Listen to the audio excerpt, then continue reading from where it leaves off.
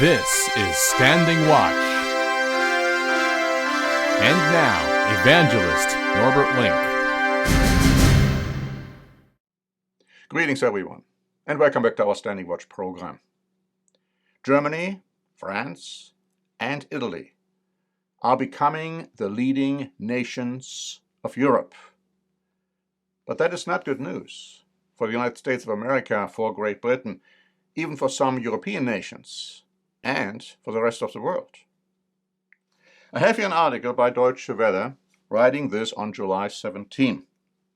The leaders of France, Italy, and Germany urged all foreign actors to stop interfering in Libya and to respect the UN arms embargo on the country.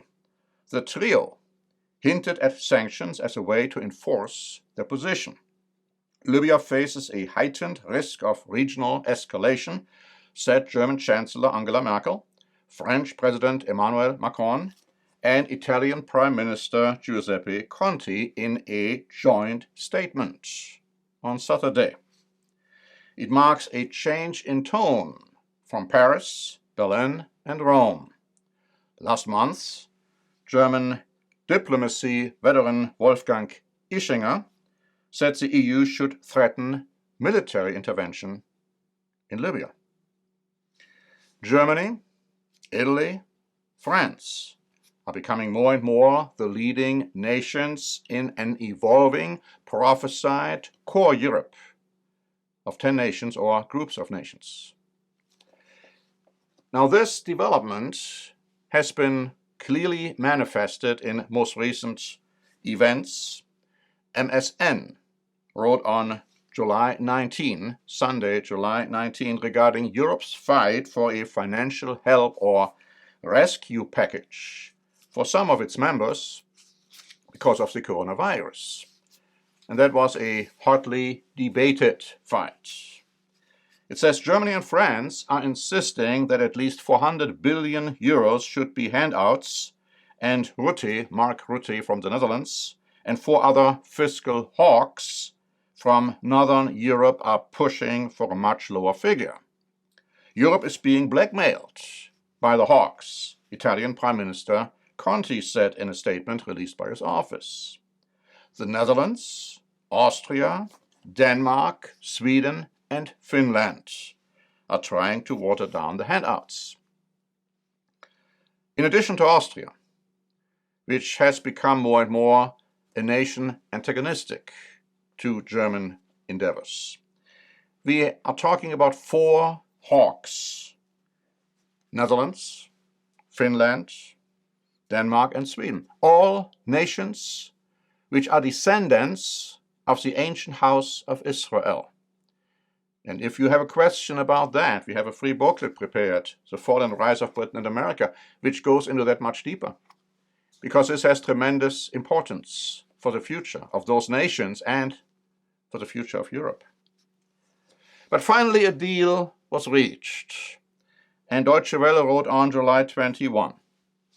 EU leaders agreed early Tuesday on an unprecedented aid budget release package.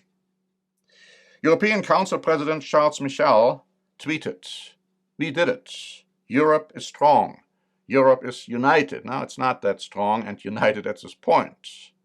Goes on to say that the breakthrough came after more than 4 days of wrangling. Merkel described the agreement as an important signal. Macron called it an historic day for Europe. The package includes the biggest ever joint borrowing by the 27 members of the bloc and an initiative to send tens of billions of euros to countries hardest hit by the virus, most notably heavily indebted Spain and Italy. And so Italy declared it was satisfied with the results of the plan.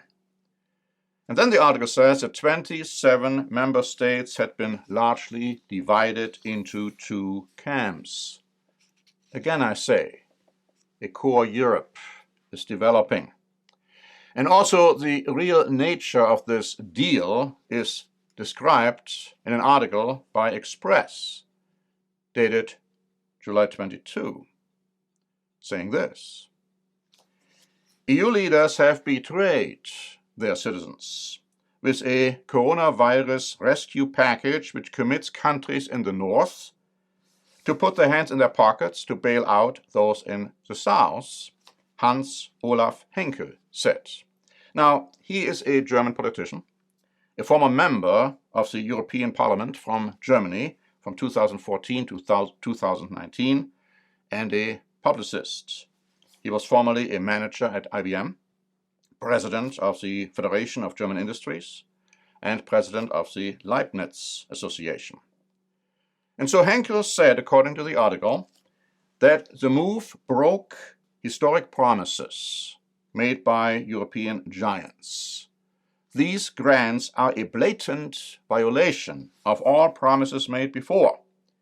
Never ever would the membership in the EU or of euro currency force Germans to subsidize others, was a promise. But this promise, made by Chancellor Helmut Kohl, by Chancellor Gerhard Schröder, and even by Chancellor Merkel, was broken last night by Merkel, the article says. These gigantic debts depend on the introduction of a new EU taxation system, a decision previously always blocked by Great Britain and, for instance, Germany. From now on, not only cities, regions, and countries will tax EU citizens and EU companies, also Brussels will. The package's justification is a poor camouflage of the true intent: to use the current corona crisis to move the EU ever closer to the United States of Europe under a socialist green flag, Henkel said. Ultimately, we will see an autocratic power in Europe, the United States of Europe. You might call it USE. Whatever label you might want to attach to it is immaterial, but you shouldn't forget that the Third Reich was ruled by the Nazis, National Socialists. Now, Germany wants a strong Europe. Germany wants an alliance with Russia against the United States. Modern Diplomacy wrote on July 22. Germany's presidency in the European Union, which began on July the 1st, may stimulate the EU into re-evaluating its role in world affairs. The key factor contributing to this is the recent move towards a deterioration of German-US relationships, a trend which is set to intensify at the November presidential elections in the USA drawing nearer. The priority pursued by President Donald Trump are at odds with Germany's agenda. In pursuit of that agenda, Berlin may face its key opponent, Washington. Not accidentally, the motto of German presidency in the EU is formulated in the spirit of Donald Trump's election slogan, "Together we will make Europe strong again."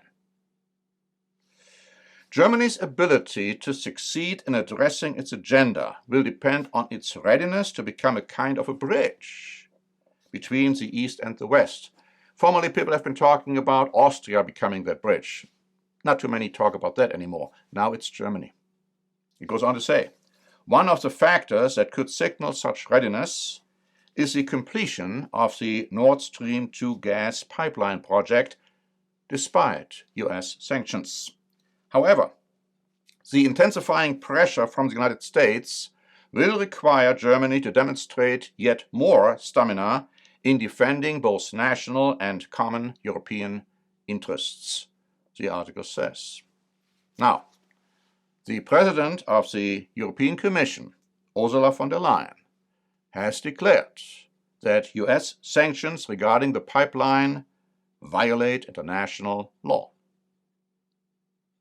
I'd like to also read to you from an interview which John Bolton gave to Der Spiegel on July 17. Now, I know, of course, John Bolton wrote a book, The Room Where It Happened. I have it right here, reading it. And there's a lot of criticism in that book regarding Donald Trump.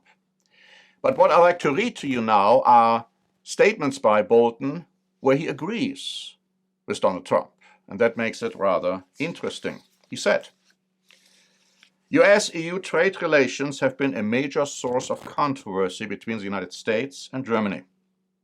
Then there's the issue of NATO and the agreement that each member state would spend 2% of GDP on defense, which Germany is behind on. US punitive tariffs on German automobiles are not off the table. Trump can do this without congressional approval. The Nord Stream 2 pipeline project is strategically damaging to Europe and the United States. He also says the problem with the European Union is that there's a lot of rhetoric about strong security policies, but not a lot of following through. You hear European leaders saying over and over again, we will defend ourselves. If people are not careful, there will be others in America, like Trump, who will say, fine, go ahead. And then he was asked the question, is there a chance that Trump will win the election in November? And here is Bolton's answer. Absolutely. He's way behind now in large part because of the coronavirus pandemic and the economic consequences, but the polls in 2016 showed him behind as well. In my view, he said, we should never underestimate the ability of the Democratic Party to blow an election. Based on prophecy, we have been telling you, and we are repeating our long-standing conviction that Trump is going to stay in power following November 2020. And that means the relationship between the United States of America and Germany, as well as the rest of continental Europe and other countries, will deteriorate. It will not improve. We have also prepared a free booklet titled Europe in Prophecy, The Unfolding of End-Time Events. You want to read this one too. Our booklets are also posted online. So thank you very much for listening. And until next time, this is Norbert Link for the Standing Watch program.